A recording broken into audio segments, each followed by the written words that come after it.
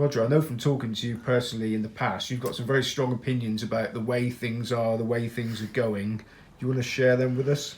You mean with the betting industry and bookmaking in general and so on? Yes. Yeah. I'm old enough to have seen the huge changes in bookmaking over the years. When it was first licensed, I think way back in the 60s, most of the betting shops were small independents, maybe 10 or a dozen shops. Then they got bigger and the big boys came in. It was just horse racing, and then the bookies decided they wanted to get more revenue out of the punter, so they sponsored the bank's greyhounds, and there were tracks all up and down the country. So you had horse racing and greyhound. Then they started doing South African racing and Chinese racing and every sort of racing, virtual racing, and now, as you know, you can go into a betting shop and you can't write out the slips fast enough and take them up to the cashier. I'll come to the fixed odds betting terminals in a minute, but what has happened in reality, I can't remember when I last had a bet in a betting shop. The only time I go into a betting shop now is if I'm in a town or city or something, I want to watch a race that I've bet in, and I'm travelling, then I'll nip into that. I've not had a bet in a bookmaker's for years. I don't need to, because I can bet online or directly with an on-course bookmaker. The FOBTs, they are causing outrage because people are losing vast sums of money, shoving in, I think you can take £100 at a time and lose a fortune. You can do that overnight on the internet. I know of a guy that lost £15,000 one night playing casino games, and he'd never gambled in his life. He'd had a few drinks, and some promotion came up saying that if you put 50 quid in, we'll put another 50 quid in or something, and he woke up next morning having lost 15,000 quid. Bookmakers are there to satisfy shareholders and take money, make profits, and however they do that is incidental. We have to understand that the proportion of income that bookmakers take from racing is diminishing by the day, by the hour.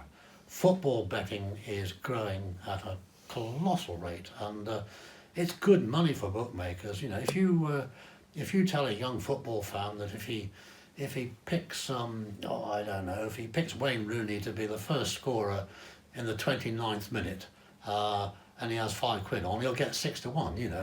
Fantastic.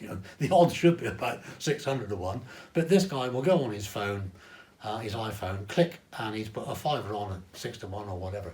That's where the growth is in the betting industry, in terms of small bets, but lots and lots of people. And some of these football clubs have supporters clubs of 50, 60, 70,000 quid. And a lot of young people love betting on football now. And you can bet on the number of corners and number of throw-ins, whether the wind will blow from the east or west. There's all sorts of things. The high street now is full of bookmakers, and they all try and get in a cluster. Because of these betting machines, you want to be next door to each other, because when you've got fed up with the machine in one shop, you just pop round the corner and go in the next one. So it's no good having your shop, half a mile away from the other 5, because you won't cash in. They are going to restrict the stakes on these machines, and probably rightly so. But that isn't going to stop people losing money. The bookmakers will find machines that will still take money, and of course they will take it online. Where racing is so inadequate and being poor, it doesn't look after itself. It never has done. It's had so many groups that represent various facets of the industry. It doesn't get its house in order. Look at racing in the States, in France, in Hong Kong, in Australia to a certain extent. Better financed than ours, because it has control of the betting market. There's a huge place for bookmakers and on-course bookmakers, but what is happening to the tote? As I understand it, Betfred's licence ends this year. I'm probably missed it, and I've missed it all in the press, but I've seen nothing to indicate what is the future of the tote. Are the racing authorities doing something to make sure that the tote is retained by the racing industry, is upgraded, and starts doing what its job was originally there for, to generate money for racing, not just in prize money, but for facilities at racecourses, for the general public, etc.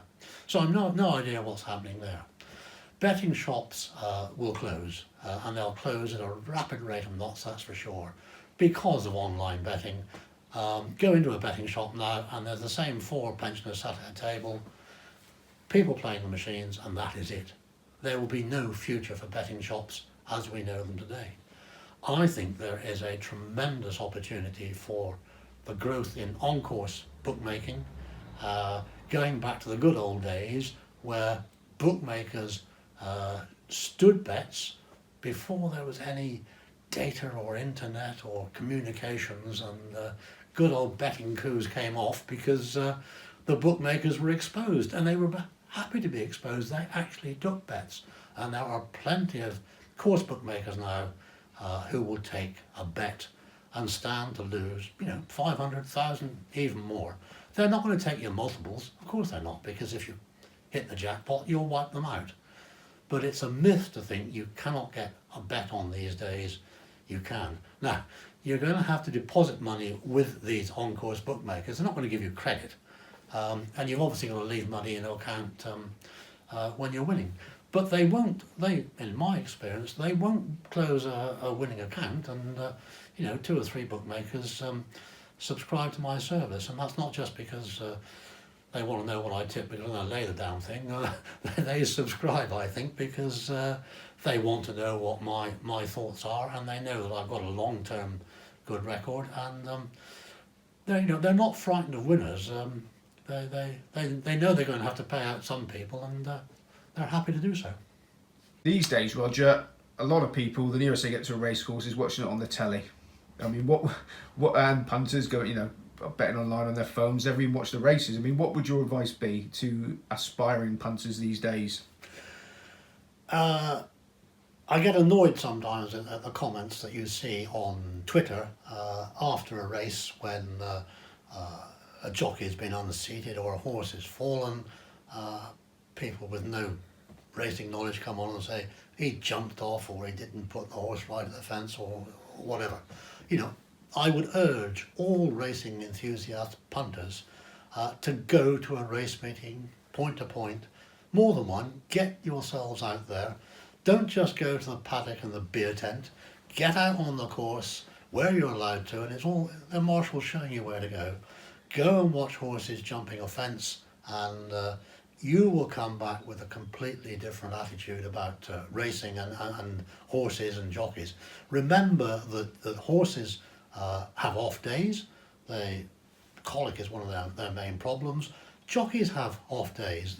They wake up with a sore throat or tummy ache or headache or something, turn up at the races, and they're riding, and they may not perform to 100%. They may get things wrong, and jockeys do make riding mistakes. Even the top guys, they get in behind a horse that's not jumping well, or they don't pull a horse out and present it at the right time. Everyone is capable of making mistakes, but I do believe that if the racing public go to a race course, look at the horses, look at the jumping, they will have a far, far better insight. And when you're looking at horses and trying to judge how they look before a race, go to the pre-inspection paddock, and you may not be able to pick out the horse that's going to win, but you can certainly pick out a horse that's a bit lethargic, a bit dull in its coat, ears a bit down and lolling around. It's not A1 at that particular time. It's not travelled well, it's not feeling too well, and trust me, it ain't going to perform. And that happens to the very, very best of horses. And it's like when stables have a bad go. Right now, Willie Mullins and Colin Tizard have come through a bad spell. Every big stable, and by big stable I mean stables of 60, 70 horses plus, they have problems every year. They have the virus, a cough, cold, bugs, wrong food, something. And with a large number of horses, it goes through like wildfire. And the tragedy is for the trainers and the owners, and indeed the stable staff, you don't know until you get to the races. When you're working these horses at home, you're not working them at racing speed or racing level, and they're fine. And not every horse gets affected, but off you go to the races, and you're lolloping around on the bridle, and suddenly, 2 out, you press the button, and nothing happens, and it goes backwards. And everyone scratches their heads. It affects some of the horses in the stable, others get by.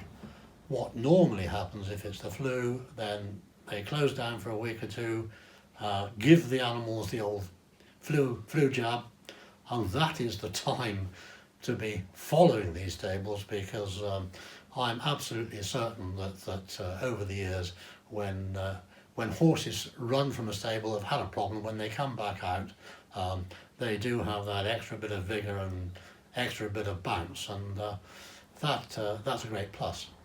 With travelling, I've always felt that the Irish do very well at Cheltenham every year, in spite of the fact they sell us all their best young horses from the point to point field. They still have a fantastic number of winners, and I firmly believe that the fact that the vast majority, indeed all the Irish horses, come over to Cheltenham either the day, 2 or even 3 days before the meeting, gives them a serious advantage over the locally trained horses that have to travel up the morning of their race from their stables, either from the West Country or from Lambourne or further north. And clearly the Irish horses have to come over at least a day before, but I do believe that because they've had box rest before they run in their race, that does give them an edge over English Welsh trained horses that have had to travel that morning.